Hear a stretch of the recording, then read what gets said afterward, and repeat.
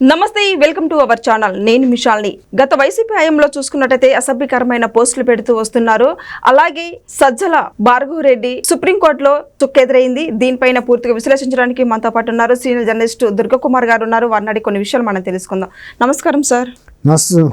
మన వీక్షకులు సార్, సజ్జల భార్గవరెడ్డికి హైకోర్టులో చుక్కెదురైంది. దీని మీద మీరేమంటారు? ఇప్పుడు మీరు చెప్పినట్టు సోషల్ మీడియా ద్వారా 2019 నుంచి 24 మధ్యలో విచ్చలవిడిగా మహిళల్ని మరీ లక్ష్యంగా పెట్టుకుంటూ రాజకీయ ప్రత్యర్థుల మీద కొన్ని రాజ్యాంగ వ్యవస్థల్లో పనిచేస్తున్న న్యాయ వ్యవస్థలోని ఉన్నతాధికారులు న్యాయమూర్తుల మీద కూడా సోషల్ పోస్టింగులు పెట్టమని ప్రోత్సహించారు వైఎస్ఆర్సీపీ సోషల్ మీడియా ఇన్ఛార్జ్గా ఉన్న విజయసాయిరెడ్డి గారు. అట్లాగే ఆ తర్వాత వచ్చిన భార్గవరెడ్డి అదే పోస్టులో వచ్చాడు కన్వీనర్గా. ఈయన కూడా అదే పందాన్ని కొనసాగించాడు.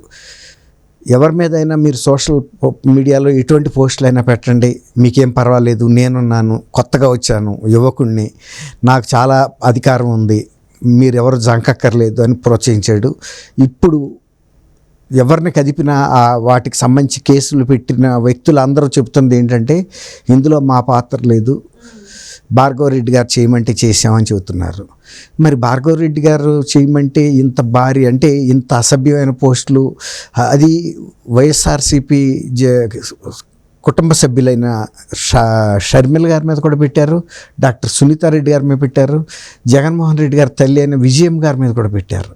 అంత బరి తెగించి వెళ్ళిపోయారు. అది చాలా మందిని క్షోభ పెట్టింది. ఆ రోజున పోలీస్ కేసులు పెడదామని ప్రయత్నిస్తే కూడా ఆ రోజు ఉన్న ప్రభుత్వంలో ఏ పోలీస్ స్టేషన్లో కూడా తీసుకోలేదు.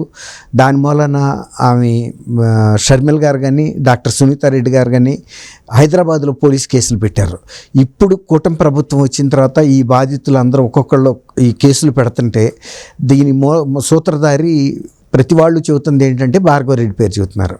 ఇప్పుడు భార్గవరెడ్డి గారు దీని మీద హైకోర్టుకి వెళ్ళాడు, ముందస్తు బెయిల్ ఇవ్వమని ఆంధ్రప్రదేశ్ హైకోర్టుకి వెళ్తే వాళ్ళు విచారణ చేసి దాన్ని December 6th వాయిదా వేశారు. ఆయన భయం ఏంటంటే తన్ని అరెస్ట్ చేస్తారు అని. అందులో ఈ కేసెస్ ఒక్కసారి కాదు, రాష్ట్ర వ్యాప్తంగా ఫైల్ అయినాయి.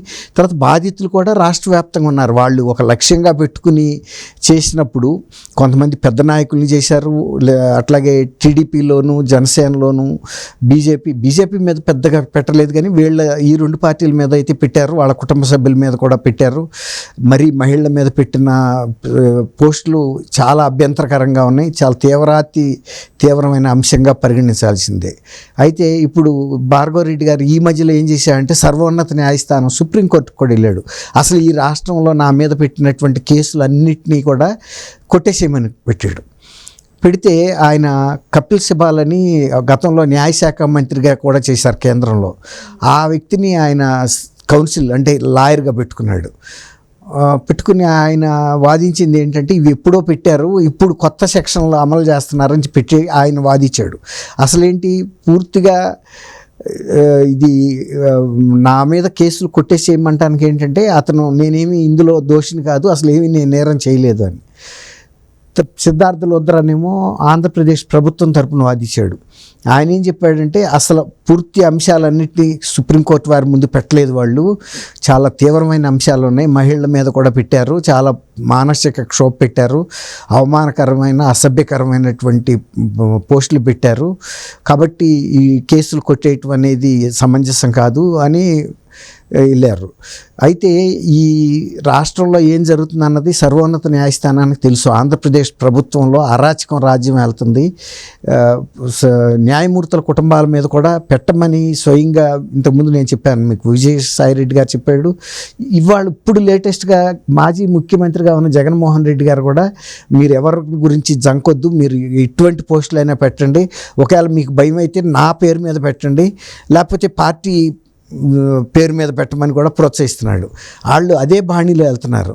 ఈ విషయం గతంలో ఇక్కడ ఆంధ్రప్రదేశ్ హైకోర్టు కూడా విజయబాబు అని ఒక సీనియర్ జర్నలిస్టు సామూహిక అరెస్టులు చేస్తున్నారు, సోషల్ పోస్టింగ్లు పెట్టారన్న పేరుతో అని వెళ్తే న్యాయస్థానం కూడా అడిగింది, మరి సామూహికంగా పోస్టులు అసభ్యమైన పెట్టినప్పుడు పోలీసులు సామూహికంగా అరెస్ట్ చేస్తే తప్పేంటి అని అడిగింది. ఇప్పుడు మీరు నేరస్తుల్ని క్షమించమని లేకపోతే వాళ్ళకి మద్దతుగా మీరు వచ్చారు, వాళ్ళు ఎందుకు రాలేదని అడిగింది. నేరం చేసిన వాళ్ళు కోర్టు ముందుకు వెళ్ళాలంటే భయపడతారు. అట్లాగే వాళ్ళని పక్కన పెట్టి వాళ్ళని సాటును పెట్టి ఈయన వెళ్ళాడు. వెళ్తే ఇందులో మీ పాత్ర ఏంటి అని అడిగింది. ఇప్పుడు మమ్మల్నే టార్గెట్ చేసి లక్ష్యంగా పెట్టుకుని మా కుటుంబ సభ్యుల మీద కూడా పెట్టారు కదా, మరి దానికి మీరేం చెబుతారని అడిగితే విజయబాబు గారి తరపు లాయర్ కూడా ఏం చెప్పలేని పరిస్థితి. అప్పుడు అది కొట్టేశాడు. తర్వాత 50,000 పెనాల్టీ కూడా వేశారు ఆయనకి. అట్లాగే రామ్ గోపాల్ వర్మ కూడా ఆయన మీద కూడా రాష్ట్ర వ్యాప్తంగా కేసులు ఫైల్ అయినాయి అనేక అంశాల మీద, సోషల్ పోస్టింగ్లు పెట్టాడని. పెడితే ఆయన కూడా ఇవన్నీ కూడా కొట్టేసేయమని వెళ్తే అరెస్ట్ చేయకుండా ఆదేశించమని కూడా వెళ్ళాడు. అయితే హైకోర్టు వారు ఏం చెప్పారంటే, గౌరవ హైకోర్టు న్యాయమూర్తి, మీరు మా దగ్గరికి రావటం కాదు, ఏ పోలీస్ స్టేషన్లో అయితే మీ మీద కేసు బుక్ అయిందో మీరు వెళ్ళి అక్కడ హాజరవ్వండి, అడిగి అక్కడ వారిని అడగండి, అరెస్ట్ చేయకుండా పర్మిషన్, అంతేగాని నేరం చేసిన తర్వాత అరెస్ట్ చేయొద్దని మేము చెప్పలేమని. అట్లాగే కిందటి విజయబాబు గారి కేసు విషయంలో కూడా హైకోర్టు వారు చెప్పింది ఏంటంటే, నేరాలు చేసిన వ్యక్తుల్ని అరెస్ట్ చేయొద్దని మేము పోలీసులకి ఒక బ్లాంకెట్ ఆర్డర్, అంటే ఒక ముఖం అంటే స్వయంగా మేము చెప్పలేము, చెప్పకూడదు కూడా, నేరస్తుల్ని మనం ఎలా సమర్థించగలుగుతామని ఎదురు ప్రశ్న వేసింది. అట్లాగే ఇప్పుడు ఈయన విషయంలో కూడా భార్గవ్ ఇక్కడ డీల్ చేశాడు, హైకోర్టులో కేసు వేసాడు, మళ్ళీ సుప్రీంకోర్టులో కేసు వేసాడు. సుప్రీంకోర్టులో కూడా వాళ్ళు ఏం చెప్పారంటే, ఈ కపిల్ సిబాల్ గారు లేవనెత్తిన అంశం ఏంటంటే, గతంలో చేసిన వాటికి కొత్త సెక్షన్లు అమలు చేశారని. ఈ సెక్షన్లు ఏది అమలు చేశామన్నది క్వశ్చన్ కాదు. అక్కడ మహిళల పట్ల అసభ్యంగా, కిరాతకంగా, హీనంగా వాళ్ళ మీద అసభ్యకరమైన పోస్టులు పెట్టే మాట వాస్తవమా కాదా అన్నది ఇక్కడ పాయింట్. సెక్షన్లు కొత్త సెక్షనా పాత సెక్షనా అని కాదు, నేరం జరిగిందా లేదా అనేదేను. కాకపోతే ఇది మేము ఈ అంశం మీద మేమేమి మాట్లాడము, మీరు వెళ్ళి మీ రాష్ట్రంలో ఉన్న హైకోర్టు వారిని అభ్యర్థించుకోమన్నారు. 2 వారాలు టైం ఇచ్చారు. ఆ 2 వారాల వరకు కూడా ఎట్టి ముందస్తు చర్యలు తీసుకోవద్దన్నారు. అట్లాగే హైకోర్టులో కూడా మొన్న విచారణ చేసినప్పుడు ఈయన కేసు మీద ముందస్తు బెయిల్ మీద కూడా 6వ తారీఖు వరకు ఎలాంటి ముందస్తు చర్యలు తీసుకోవద్దనే ప్రొటెక్షన్ ఇచ్చారు, అంటే అరెస్ట్ చేయొద్దు అని. కానీ ఆ తర్వాత గనక అది కేసు కొట్టేసిన తర్వాత ఆ ప్రొటెక్షన్ ఉండదు. అట్లాగే ఈ 2 వారాల లోపల కనుక ఆయన ఇక్కడ కనుక హైకోర్టుని అప్రోచ్ అవ్వకపోతే 2 వారాల తర్వాత సుప్రీంకోర్టు ఇచ్చిన ఆర్డర్ కూడా నల్లిఫై అయిపోతుంది, రద్దు అయిపోతుంది.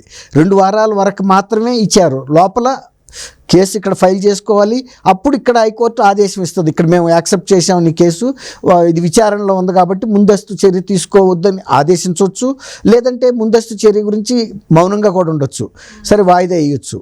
అది ఏం జరుగుతుందని చెప్పలేము, కానీ అరెస్టు అయితే మాత్రం డెఫినెట్గా జరిగే అవకాశం పూర్తిగా ఉన్నాయి.